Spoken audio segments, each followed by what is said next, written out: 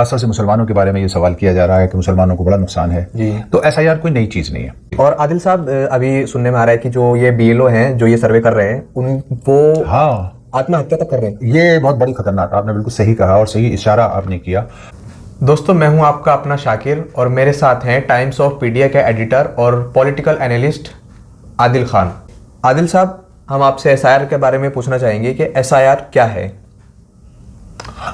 देखिए, एसआईआर जैसा कि पूरे देश के अंदर एक चर्चा है इस बात की, ख़ासतौर से मुसलमानों के बारे में ये सवाल किया जा रहा है कि मुसलमानों को बड़ा नुकसान है। वोटर लिस्ट का नवीनीकरण हमेशा से होता रहा, ये कोई नई प्रक्रिया नहीं है। 1950 में यानी representation of the public act 1950 लागू हो गया था।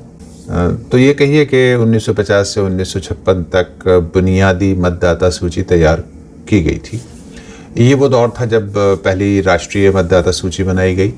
उसी दौरान वोटर रोल रिवीजन का कोई फॉर्मल नाम नहीं दिया गया था, बस इन्यूमरेशन कहा जाता था उसको, यानी घर घर जाकर सर्वे करके हर योग्य व्यक्ति का नाम मतदाता सूची में जोड़ने की प्रक्रिया होती थी। इसके बाद इलेक्शन कमीशन ने डिसाइड किया कि वोटर लिस्ट को रोज़ रोज़ अपडेट नहीं किया जा सकता, लिहाजा 1956 से 1960 तक एनुअल रिवीजन यानी एआर का कॉन्सेप्ट इंट्रोड्यूस्ड हो गया। इसको व्यवस्थित संशोधन का दौर कहा गया। इसमें एक बार साल में ड्राफ्ट रोल पब्लिश होता था और लोग वोटर लिस्ट में करेक्शंस करा लिया करते थे। इसी प्रक्रिया को एसआर यानी समरी रिवीजन कहा गया। साल भर वोटर लिस्ट में नाम जुड़वाने, निकलवाने और सुधारने की सुविधा का काम निष्पक्ष तरीके से चलता रहा। उस वक्त लोगों में न किसी किस्म का खौफ था, न घुसपैठी का कोई दौर था, न कोई क्रोनोलॉजी बताई जा रही थी और न ही डिटेंशन सेंटर्स में डालने की बात की जा रही थी। किसी तरह का कोई खौफ वोटर लिस्ट बनाने, सुधारने या अपडेट कराने में किसी तरह का कोई शोर शराबा नहीं होता था। कि पहले भी एसआर होता था, समरी रिवीजन होता था जी। ये कोई नई चीज़ नहीं है, जैसे मैंने अर्ज किया जी। तो वो होता रहता है। उसकी वजह ये होती है कि बहुत सारे लोग स्थानांतरित होते हैं, एक जगह से दूसरी जगह ट्रांसफ़र होते हैं, पलायन होता है, कुछ लोग दुनिया से चले जाते हैं, कुछ नए वोटर्स बन जाते हैं, राइट।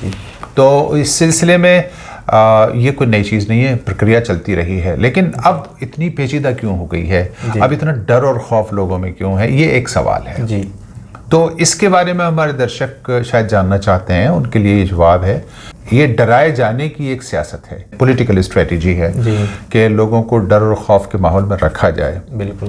और ये कहा जाता है कि जो उनका वोटर लिस्ट में नाम नहीं चढ़ेगा, क्या घुसपैठिया कहा जाएगा, फिर उनको डिपोर्ट किया जाएगा या उनको फिर डिटेंशन सेंटर्स में रखा जाएगा वगैरह वगैरह। ये एक खौफ का माहौल पैदा करने की वोट ध्रुवीकरण स्ट्रेटजी है। इससे बहुत ज़्यादा डरने की ज़रूरत नहीं है। लोगों को अपना नाम इसमें बढ़ चढ़कर हिस्सा लेना चाहिए और पेश करना चाहिए। सवाल इसके बाद पैदा होता है कि जिस तरह बिहार में हुआ, कुछ नाम काटे गए, कुछ नाम जोड़े गए, टोटल जो 7 करोड़ 42 लाख वोट थे वो 7 करोड़ 45 लाख हो गए। 3 लाख वोट कहाँ से आ गए, प्लस 67 लाख वोट काटे जाने की बात हो रही है। उसके लिए जो है वो पीपीटी बनाकर जो है वो राहुल गांधी पेश कर रहे हैं। बड़े बड़े प्रोग्राम्स उन्होंने किए हैं, उसके दलाइल पेश किए हैं विपक्ष ने। तो उसके बाद जो है वो खौफ पैदा होता है वोट के कट जाने का, और ये सियासी पार्टियों के लिए खौफ की बात है, ये मुसलमानों के लिए खौफ की बात नहीं है। बिल्कुल।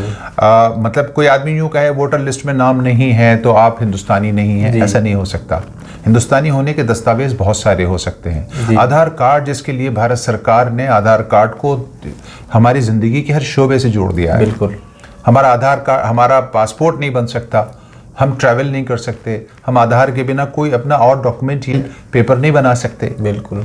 तो आधार कार्ड आधार है, बेसिक है, उसको ग्रीन कार्ड कहा गया था जी, कि ये ग्रीन कार्ड होगा। जैसे अमेरिका में ग्रीन कार्ड चलता है, हिंदुस्तान के लिए आधार कार्ड को ग्रीन कार्ड कहा गया था।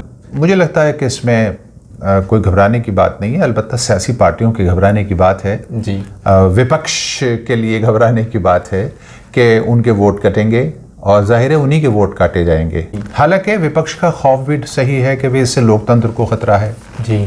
जब फ्री एंड फेयर इलेक्शंस नहीं होंगे जी, तो उससे लोकतंत्र खतरे में आएगा, संविधान खतरे में आएगा।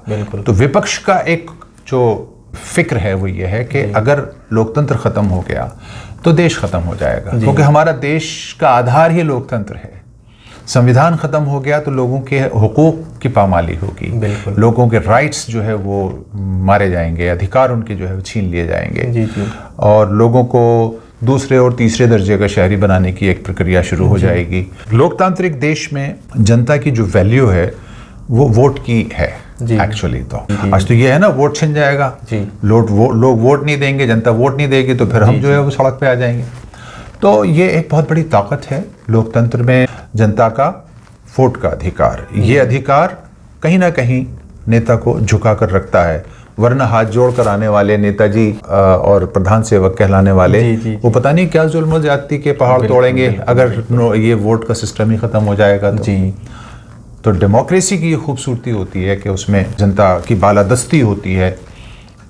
ये ज़रूरी है कि वोटों के साथ बेईमानी नहीं होनी चाहिए, इसमें इंसाफ होना चाहिए जी। और आदिल साहब, अभी सुनने में आ रहा है कि जो ये BLO हैं जो ये सर्वे कर रहे हैं वो आत्महत्या तक कर रहे हैं। ये बहुत बड़ी खतरनाक, आपने बिल्कुल सही कहा और सही इशारा आपने किया।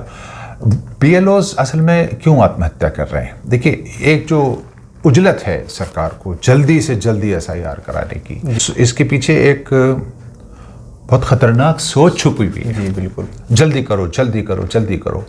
1 महीने के अंदर आप ये देखिए, उत्तर प्रदेश जैसे इतने बड़े स्टेट के अंदर जी, कितना बड़ा स्टेट है जी, जहां इलेक्शन होना है जी अगले 2 महीने 3 महीने में, वहां SIR की जल्दी समझ में आती है। किसान खेत में है, आलू की बुआई चल रही है, धान की कटाई चल रही है, गेहूं की बुआई चल रही है जी। ऐसे में किसान के ऊपर 70% हिंदुस्तान जो है वो किसान प्रधान देश है। तो वहां आप ऐसे मौसम में कि जब हर वक्त और बुआइयों का सिलसिला, कटने का सिलसिला चलता ही रहता है जी, तो बहुत मुश्किल है। फॉर्म ले जाकर दिया जाएगा तो क्या वोटर भर देगा? आपको लगता है वोटर नहीं भर पाएगा। जो BLOs हैं, आपने कहा कि वो सुसाइड कर रहे हैं जी। वेस्ट बंगाल से रिपोर्ट ये आ रही है कि 2 दर्जन से ज़्यादा BLOs जो हैं वो सुसाइड कर चुके हैं। बहुत बड़ा नंबर है ये, बहुत बड़ा नंबर है। 28 का आंकड़ा है वैसे जो वहाँ की चीफ मिनिस्टर ने कहा है जी। और इसके अलावा देश भर में ये तादाद 100 से ज़्यादा हो सकती है जी। क्योंकि रिपोर्ट जो है वो मध्य प्रदेश से आ रही है, राजस्थान से आ रही है, उत्तर प्रदेश से आ रही है, केरला से आ रही है। ब्रेन हैमरेज हो रहे हैं, हार्ट अटैक हो रहे हैं BLOs के। BLOs जो है वो रेल की पटरी पे आने के छलांग लगा रहे हैं। तो आदिल साहब, इतना प्रेशर क्यों है उनके ऊपर जो वो सुसाइड कर रहे हैं? देखिए, सरकार की तरफ से सुनने में ये बात आती है, हालांकि ये राइटिंग में तो कोई चीज़ इसमें होगी नहीं हमारे पास। कोई आदमी कहे कि दलील क्या है, तो दलील के तौर पर तो फिर दस्तावेज चाहिए, और जब दलील की बात आती है तो मुल्क के वज़ीर आज़म की डिग्री भी कोई नहीं दिखा पाता है।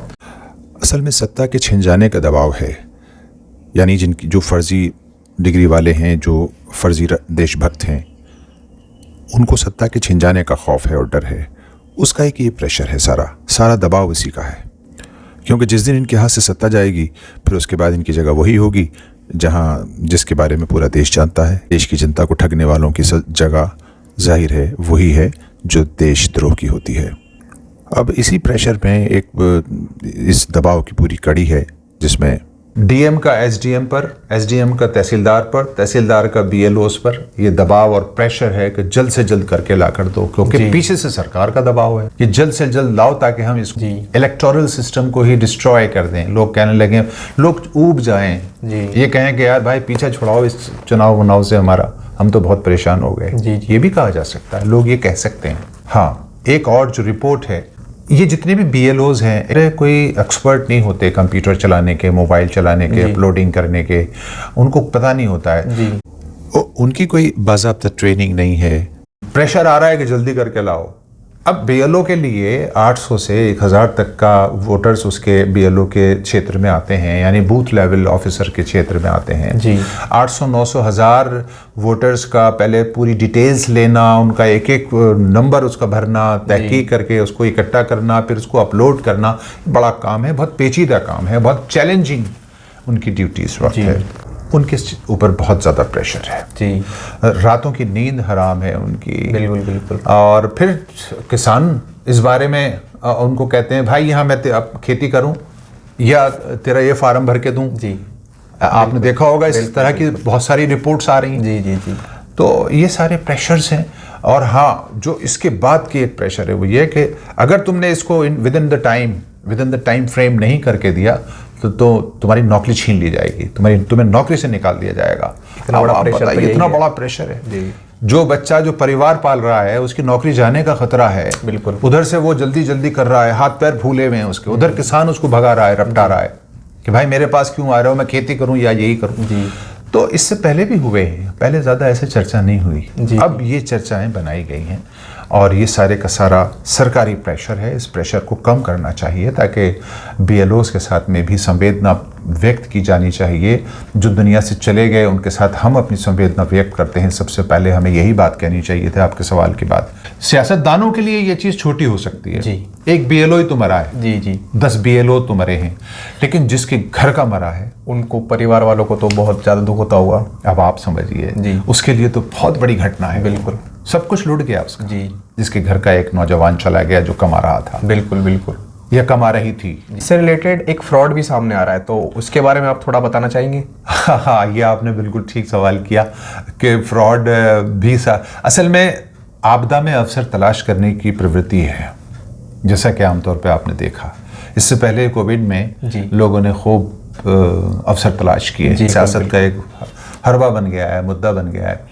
तो अभी क्या हो रहा है कि BLOs बनकर लोग फ्रॉड कर रहे हैं। मैं फला BLO बोल रहा हूँ, फला क्षेत्र से बोल रहा हूँ। फ्रॉड करने वाले हैं वो तो रिजर्व बैंक ऑफ इंडिया की तरफ से फोन कर रहे हैं, बिजली विभाग की तरफ से फोन करते हैं, कभी वो जल बोर्ड की तरफ से फोन करते हैं। बहुत सारे फ्रॉड आ रहे हैं, ऐसे बहुत सारी वीडियो हमने देख रखी है। ऐसे में हमारे दर्शकों के लिए खास मैसेज है, और आपने बिल्कुल सही सवाल किया है।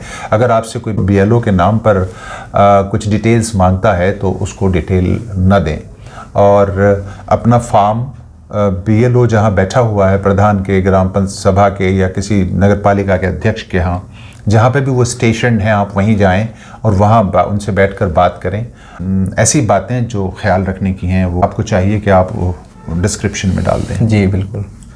तो मैं अपने दर्शकों से बोलना चाहूँगा कि अगर आपको इससे रिलेटेड और कुछ पूछना है तो आप कमेंट में पूछ सकते हैं, और आदिल साहब हमारे साथ ऐसे ही वीडियो में बने रहेंगे।